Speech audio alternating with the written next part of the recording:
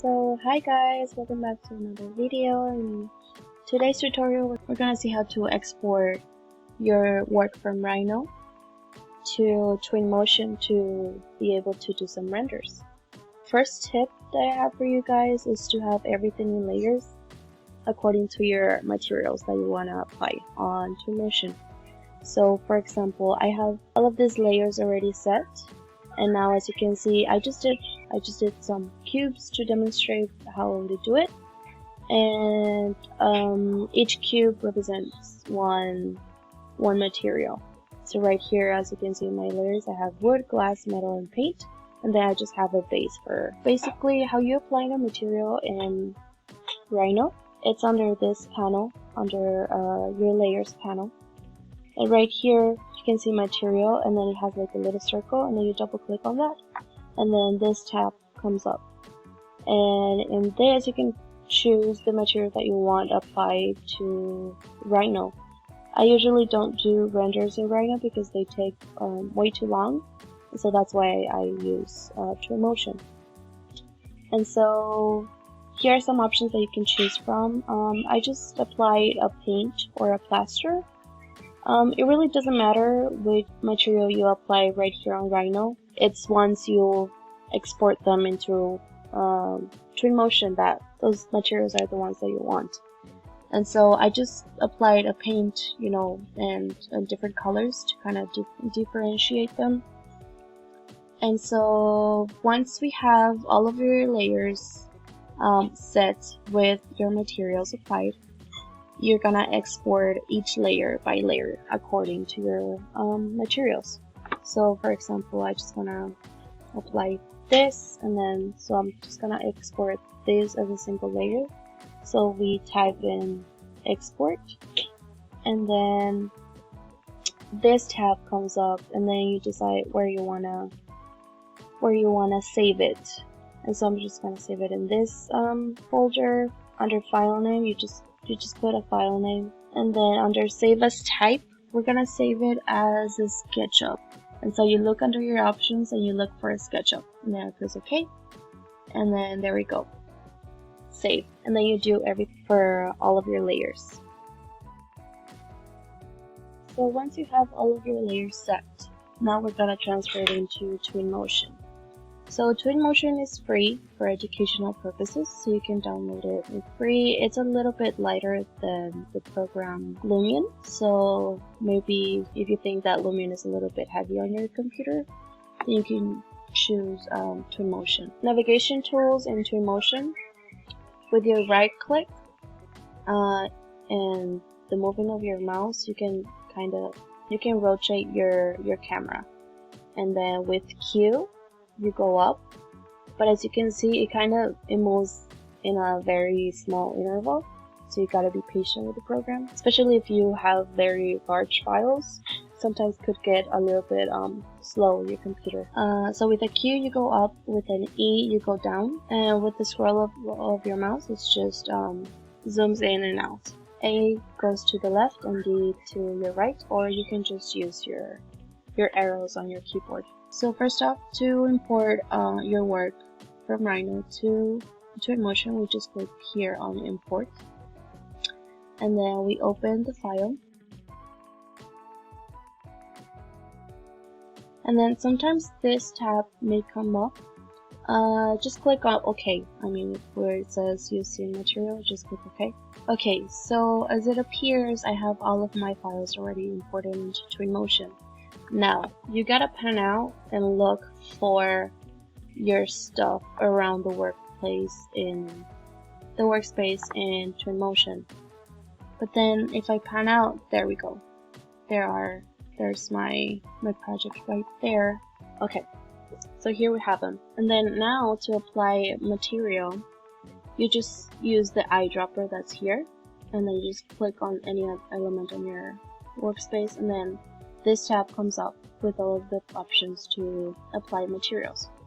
So here we have glass, metal, concrete, wood, stones, brick, everything, you name it. That's what I like about Twinmotion. It has a lot of variety of materials.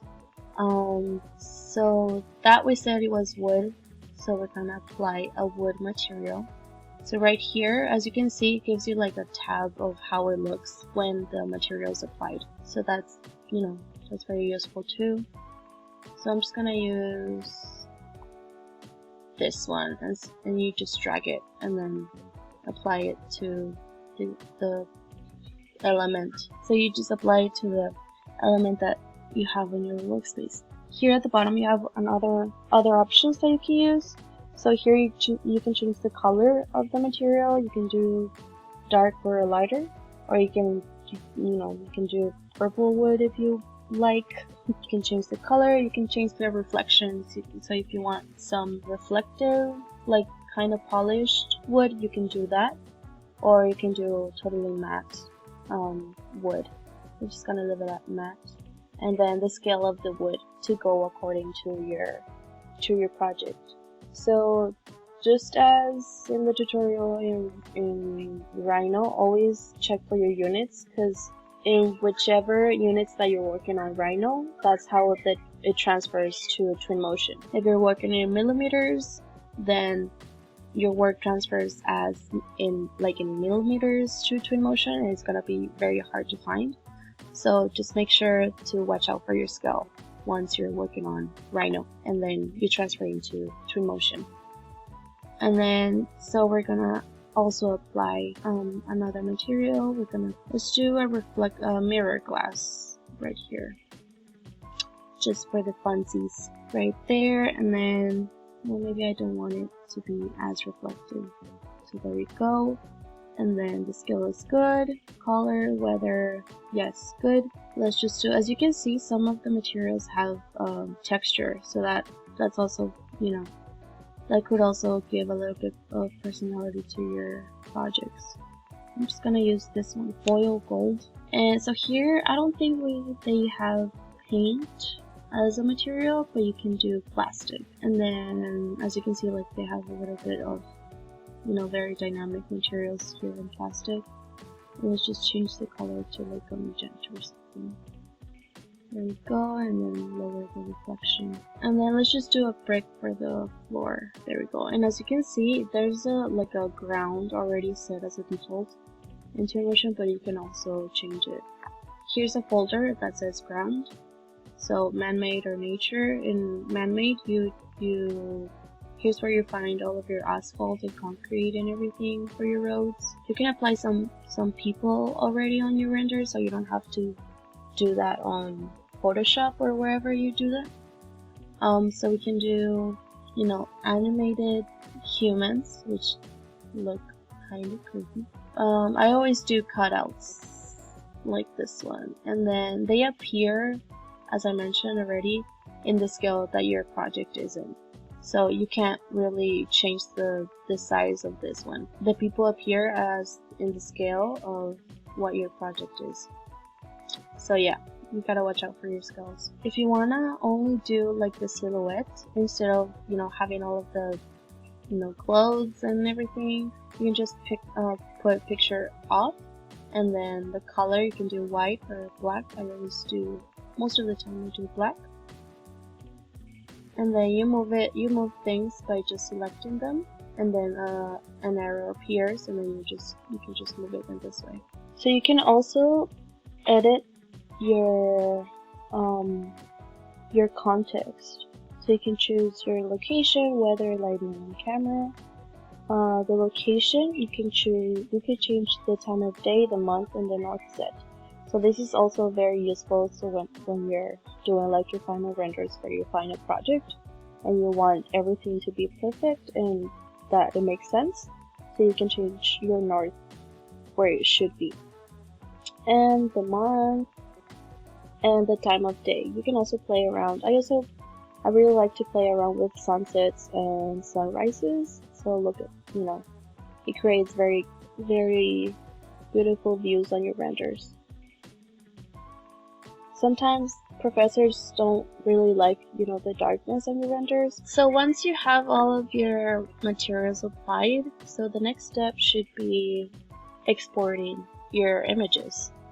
So what we can do is here is under this icon, which is media, we can choose image, and then we choose create image. Here you can pan out and kind of arrange your camera and where you want the picture to be taken. Every time you want to take a picture, you just click on the plus sign.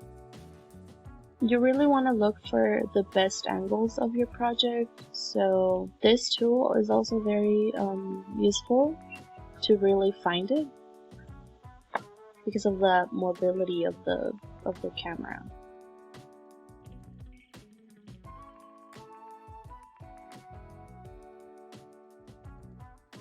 Also, the cool thing with Twinmotion is that you can take as many pictures as you want, and you don't have to wait hours to get your renders. So that's also pretty cool. So once you have all of your images set, you just click here on this icon where it says export, and then you click on images, and then you select all of your pictures, or you select the ones that you want, and then you can just start export. And as you can see, with very few materials, it really doesn't last that long, the exporting of your pictures. But as you add more materials and you have more elements in the project, then it takes a little bit more time. So be aware of the time that you're gonna be waiting for your renders. It's not as much time as in Rhino or other programs. So with some practice and a little bit of editing, you should be able to